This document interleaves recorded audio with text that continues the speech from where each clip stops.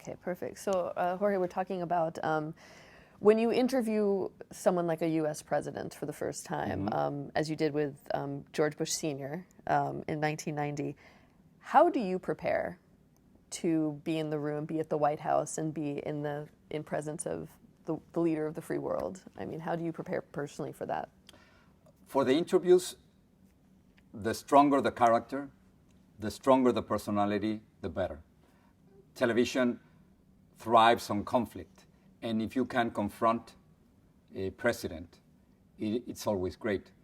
It happened when I met briefly Fidel Castro of Cuba and then Hugo Chavez from Venezuela, and all the Mexican presidents who were not democratic. And it is great when you have the opportunity to ask them tough questions. But there's nothing like going to the White House and talk to the most powerful man on earth. There's nothing like that. When you're talking to the person who has in his hand the possibility, the lives of millions of people.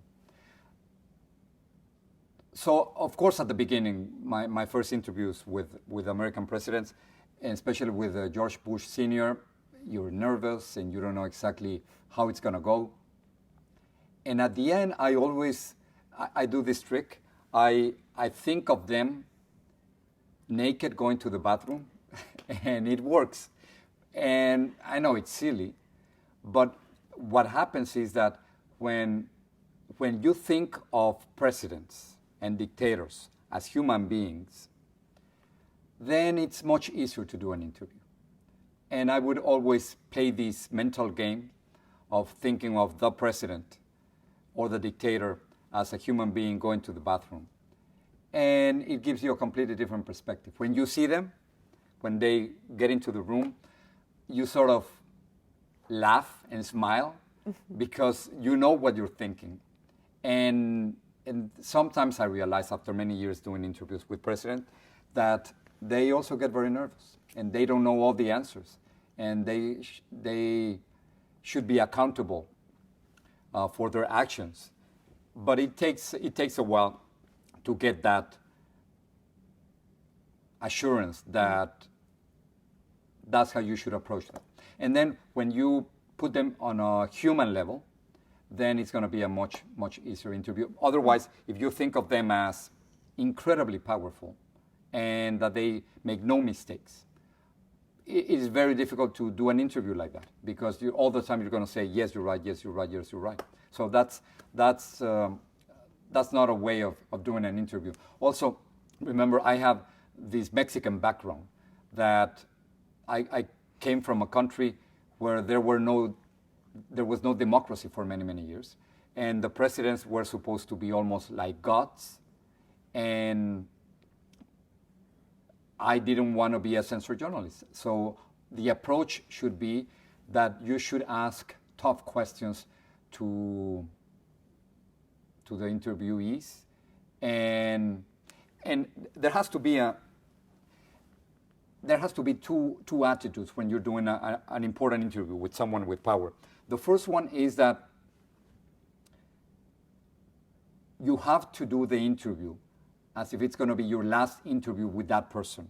If you want to maintain the access and the contact, it isn't going to work. So when you talk to them, not the regular interview, but when you talk to presidents and to dictators, you have to think that that is going to be your last interview, because otherwise you're going to be softer with them.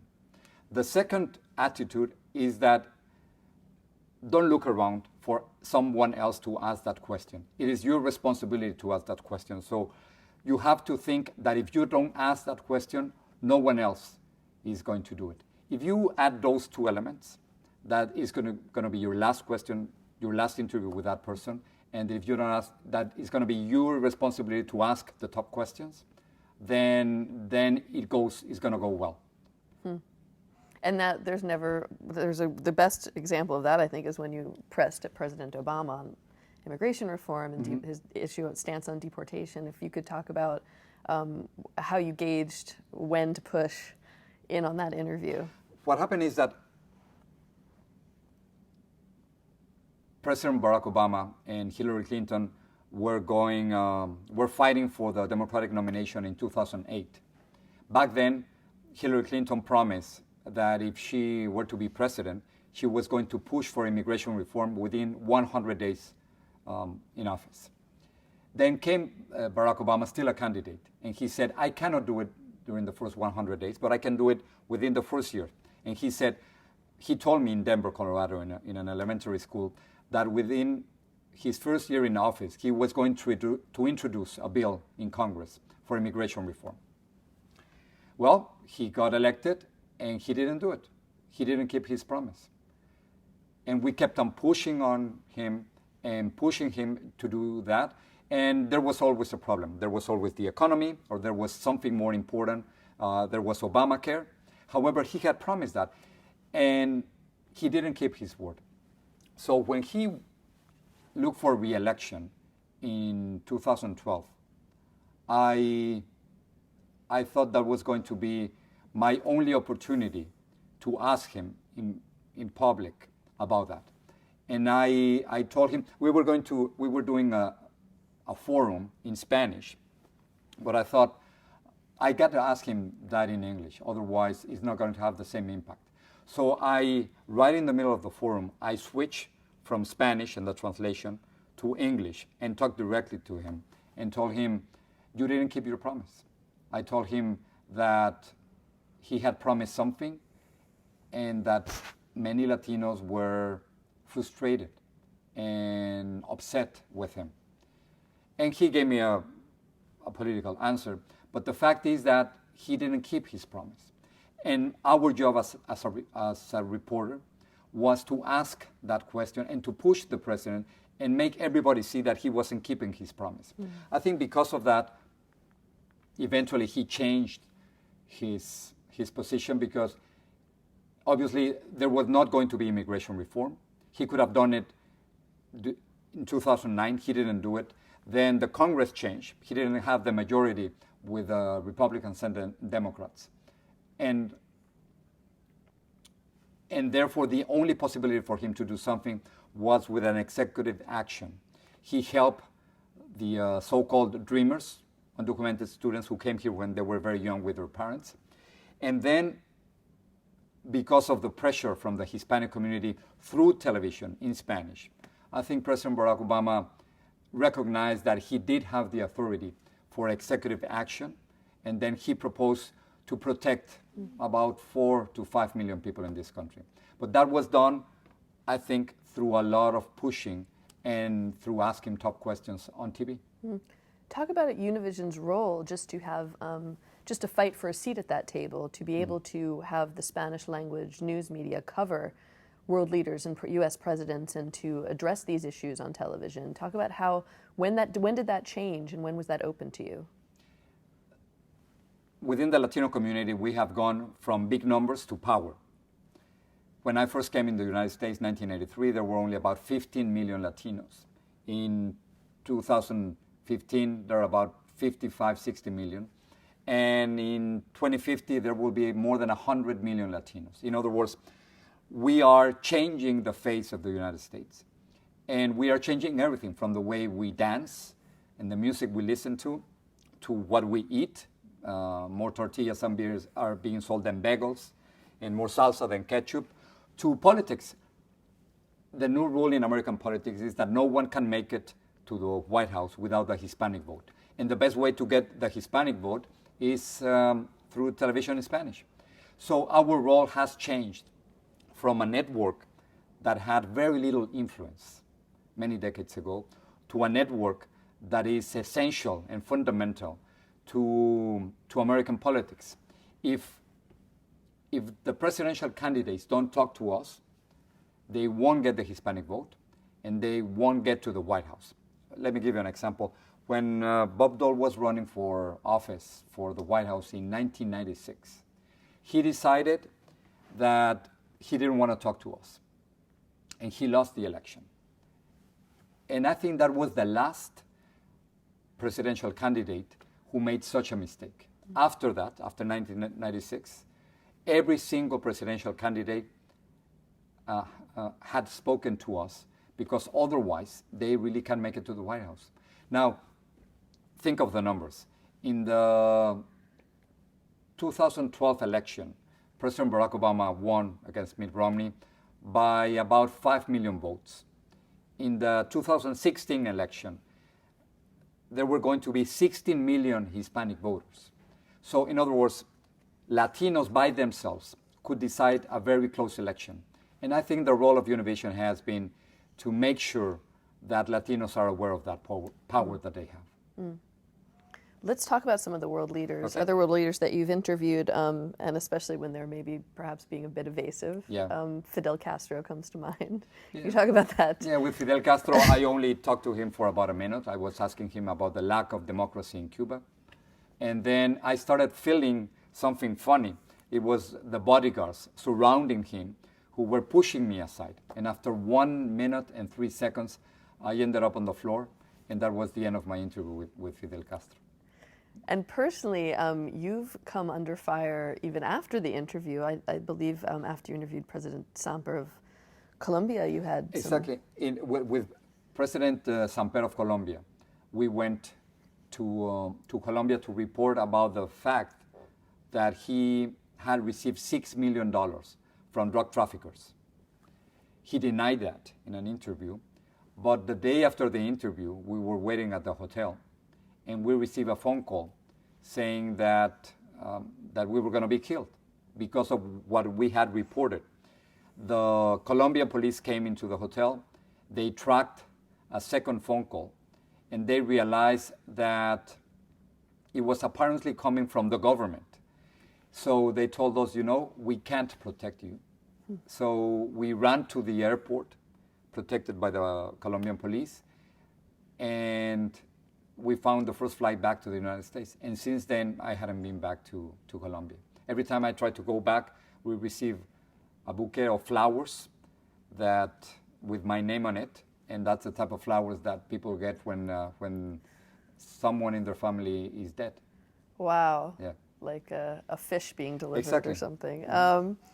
When you are faced with a dangerous situation, whether it's political or going into a war zone, say, what precautions do you take for not just yourself, but the crew you're traveling with for your safety?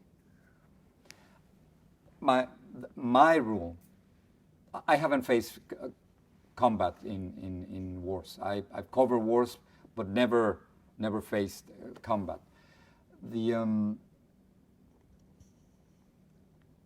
There's a simple rule, and that is that no story is worth your life or a reporter's life. No story.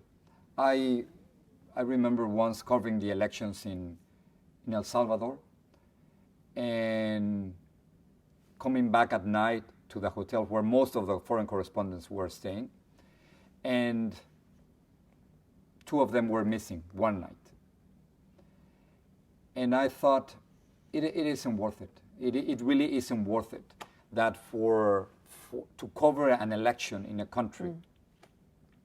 Remember that it was right in the middle of the civil war in El Salvador, but it isn't worth it, the life of one correspondent or one reporter to lose simply because you have to cover a story. And that's what I have in mind whenever I travel with anyone.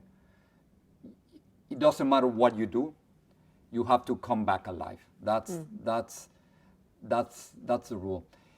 Once I did something incredibly stupid. The war against Afghanistan has started.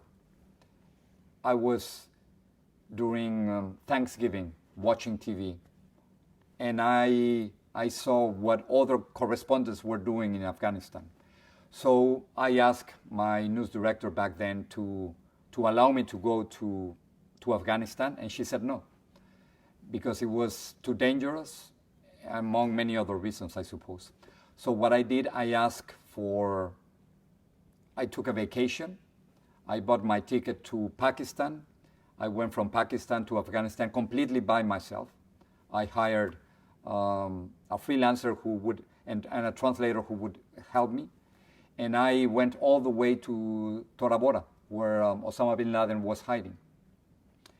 I could have died at any moment going from Pakistan to Tora Bora. Some foreign correspondents had been killed in that road going to the mountains of Tora Bora. And it was incredibly stupid because I shouldn't have done it. I shouldn't have gone by myself. I could have been killed. But as a reporter, I felt that I needed to be where the action was. I needed to be where the world was changing.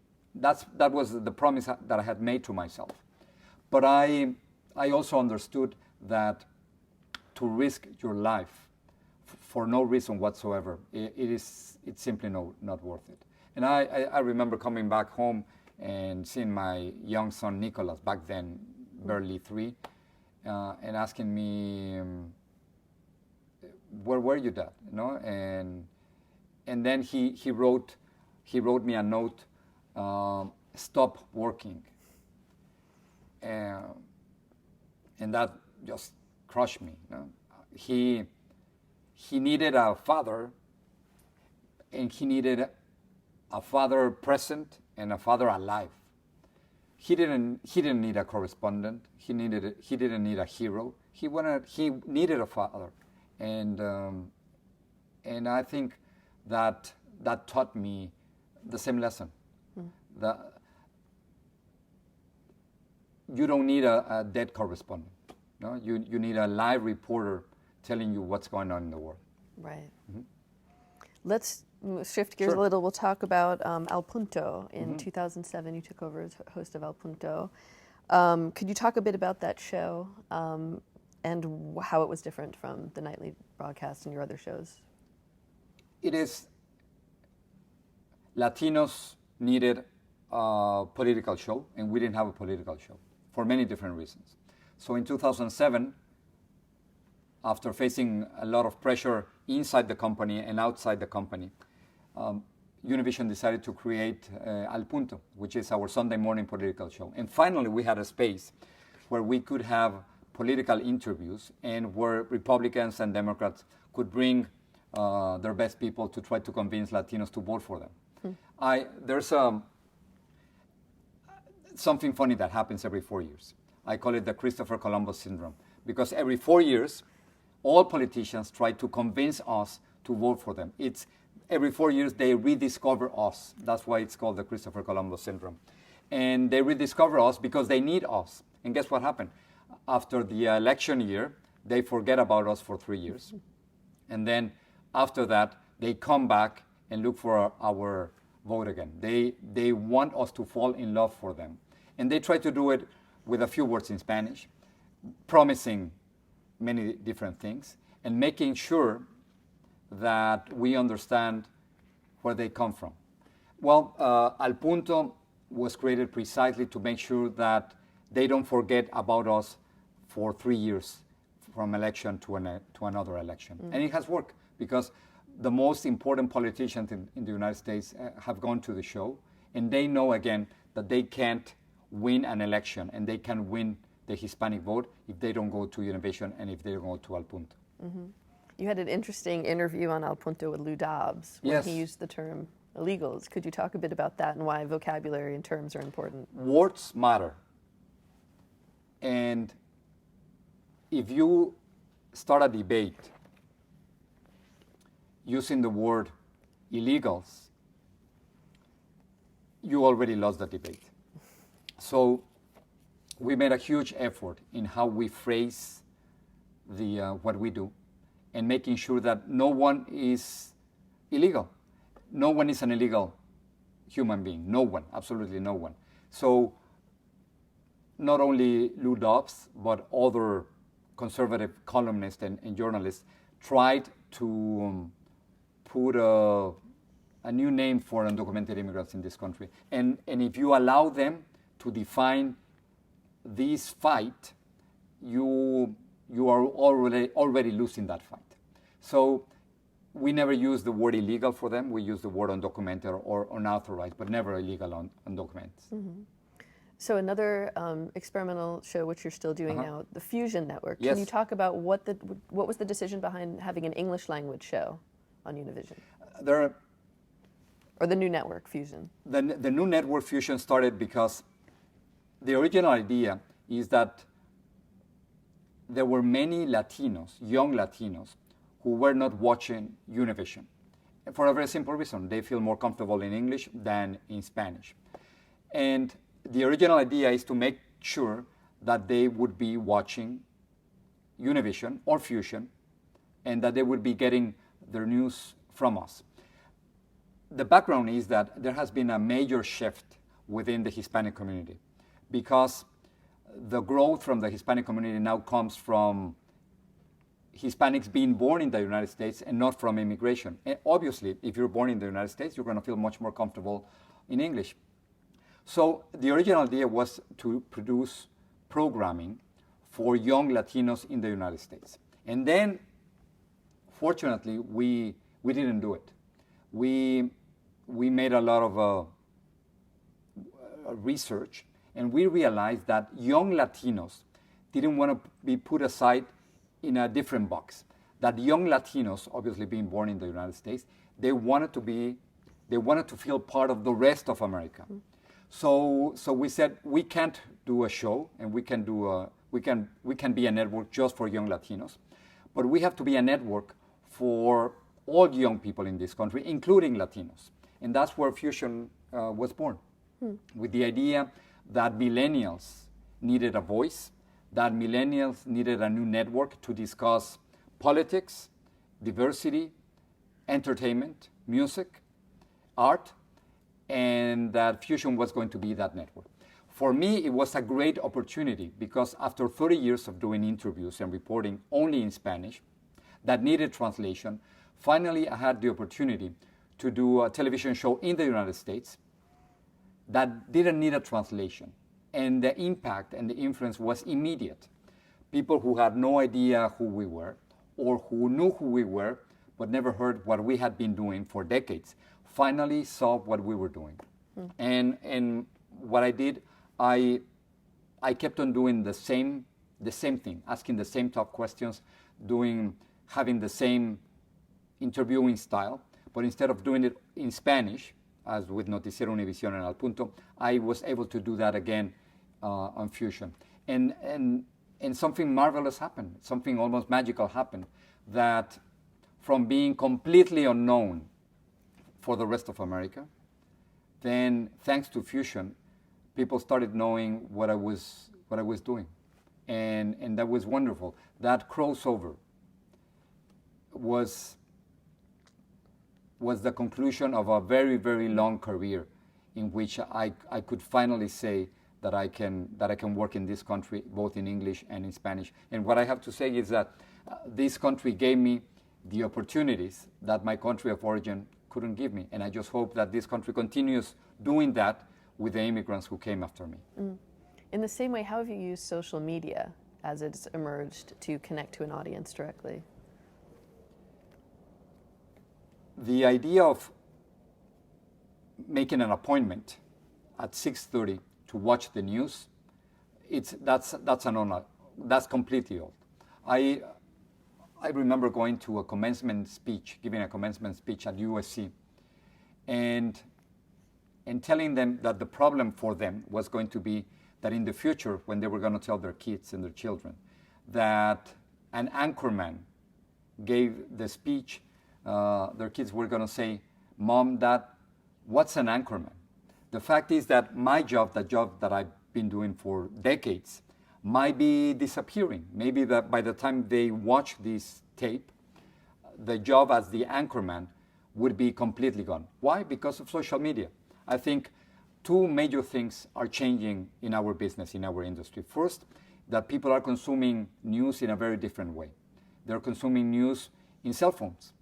They're consuming news on the internet, in their laptops, not on television like they've done it for decades. That's one change. The other change is that I cannot compete with Twitter, Instagram, Snapchat. I can't. Facebook. I just can't do it. If there's an earthquake in China, an accident in France, or a shooting in Los Angeles, I cannot compete with someone with a cell phone who is much better positioned than me to cover that. So instead of fighting change, I think we have to embrace change. And instead of saying, I don't want to use your video, or I don't want to use your information because you are not a professional journalist. We just have to embrace that, take that information, put in perspective, and use it. So the new role for the journalist is that we have to use those videos and that information to be a better journalist. And our role would be to put that information in perspective, to make it to tell the people if it's relevant or not relevant, to make sure that they are getting it from an independent source. In other words, they have to know that it's not coming from a political party or from someone who's interested in pushing a specific point of view. And the most important thing is that they are getting it from a reporter or from a correspondent whose main job as a reporter is to confront those who are in power and to prevent the abuse those who are in power. So regardless of the fact that technology is changing our industry, our role as a journalist will always be to confront those who are in power. If there is a circle of power, I think journalists have to be right on the side, on the edge, because if you are part of that, it would be impossible for you to be a truly journalist. What makes a good interview?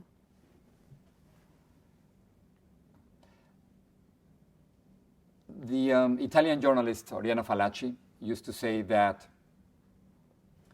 an interview is war, and that it's a war in which sometimes the interviewee would win and sometimes the interviewer wins. But her idea of the interview was war, and I still believe that. I still believe that a good interview with someone with power has to be war, has to be a confrontation, has to be your point of view against their point of view. And if it's not war, if it's not conflict, if there's no tension, then it'll never be a good interview. What do you think has been your most important interview to date?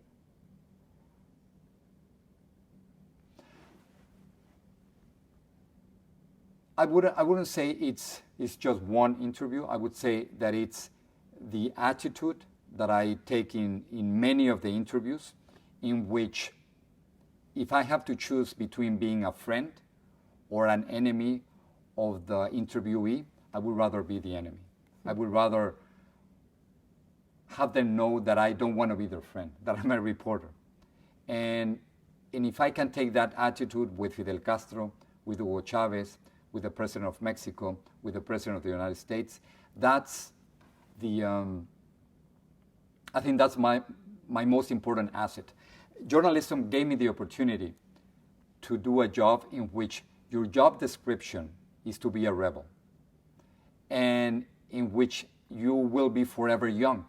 In other words, if you allow technology to pass through you, if you don't use technology, and if you are not up to date with what's going on in the world, in other words, if you're not young, you will never be able to be a good reporter. So even if you're 70 or 80, you still can be a young reporter. So if you're a rebel and you're young, you can be a good reporter. Otherwise, you're going to be in the same category as dinosaurs and other species about to be extinct. You've been called the Walter Cronkite of Hispanic news, which I think is fitting, since he famously came out against the Vietnam War and really took a stand, and you've spoken a lot about having a point of view. Yeah. Could you talk about that and what you think the role of the journalist is today? I'm all for objectivity. I think as a journalist, you have to be objective, you have to be precise, and you shouldn't be wrong. And if you're wrong, you have to admit that you were wrong. But at the same time, the best of journalism happens when you take a stand. It's not the same thing when you talk to a dictator than when you talk to the victim of that dictatorship.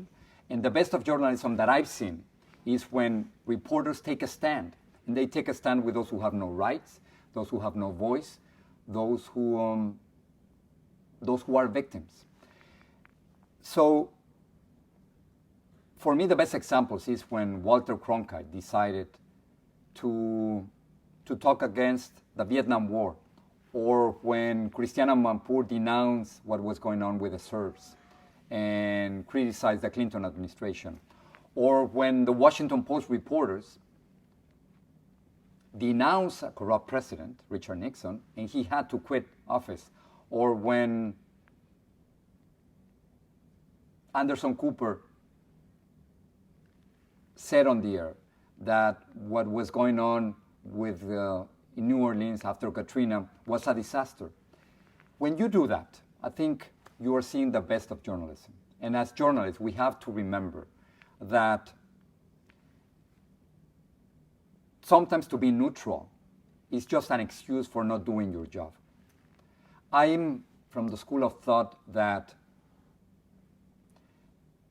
the best of journalism has to have a point of view. Because we're not really being objective when you start a story. When we say that we want to cover the United States, we are already taking a stand. We're not covering Ethiopia, we're not covering Sudan, we're not covering Argentina. You're taking a point of view. And when you're doing an interview, or when you're reporting on a specific issue, you already have a point of view. So I think we're much better off if we are being transparent, telling the people what's our point of view, instead of hiding it and pretending to be objective when we are really not objective. So that so-called point of view journalism, or taking a stand, or having a proactive attitude as a journalist, I think that's the only thing that it's going to save journalism. Mm. If you don't take a stand on certain issues, I think you're failing your profession. Elie Wiesel used to say that neutrality only helps the oppressor. Well, the same thing happens in journalism. If you use neutrality as your excuse, then many stories won't be reported accurately.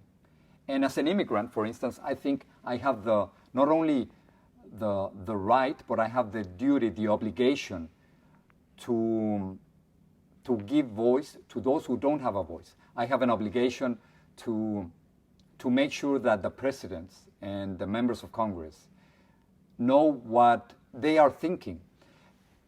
It's very difficult to listen to undocumented immigrants on American media nowadays. And I think I'm a privileged immigrant because I have a voice. And because of that, I feel the responsibility that I have to speak for those who don't have a voice. Mm. And to present that point of view whenever I'm doing an interview. Mm. What would you say is the most important advice anyone's ever given you about your profession and how to do it well?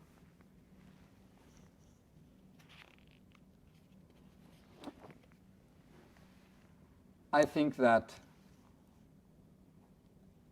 two women, Oriana Fallaci, the Italian journalist, and the Mexican journalist, Elena Poniatowska, have given me the best advice. And that is that, one, that an interview should be war, and that you not only have the right, but the duty to confront those who are in power. And Elena Poniatowska, who wrote a wonderful book called La Noche de Tlatelolco, The Night of Tlatelolco, about a massacre of the Mexican army in 1968, taught me that just one reporter can make a difference. She was the only reporter who reported about a massacre in which hundreds of Mexican students were massacred by the Mexican army. And without her reporting, we wouldn't have known what happened. Mm. So those two lessons are incredibly important for me. One reporter can make a difference. And if you have the chance to do that interview, be tough, because it'll be your last chance. You've received many awards and accolades for your career, and you were just named one of Time Magazine's 100 most influential people. Congratulations. What do you hope to achieve with that influence?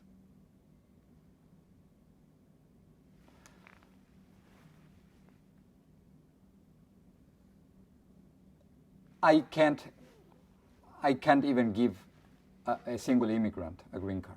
So the kind of influence that I have is very limited. But I think my best weapon, I hope that my best weapon are my questions. I think that's the only thing that I have. Without the questions, then you're nothing as a journalist. And then the awards, of course, you got to be grateful, and it's great that people think of you that way. But I think it's better that people trust you, that people believe you. I've told this story many times, but once in a supermarket here in Miami, there was a Cuban couple. And people should know that here in Miami, for many decades, we were killing Fidel Castro many times a year. Every 2 or 3 months, people would say Fidel Castro is dead. That wasn't the case. So this Cuban couple, they were in a supermarket, and they were talking to each other, and she was telling him, you know, they are saying that Fidel Castro is dead. And then he turned to her and he said, well, until Univision and Jorge Ramos says that, I won't believe it. I have to live up to that trust. And as long as you are a credible journalist, everything's fine. If people stop believing in what you say, then you better quit and do something else. To what do you attribute the longevity of your career? Before you answer that,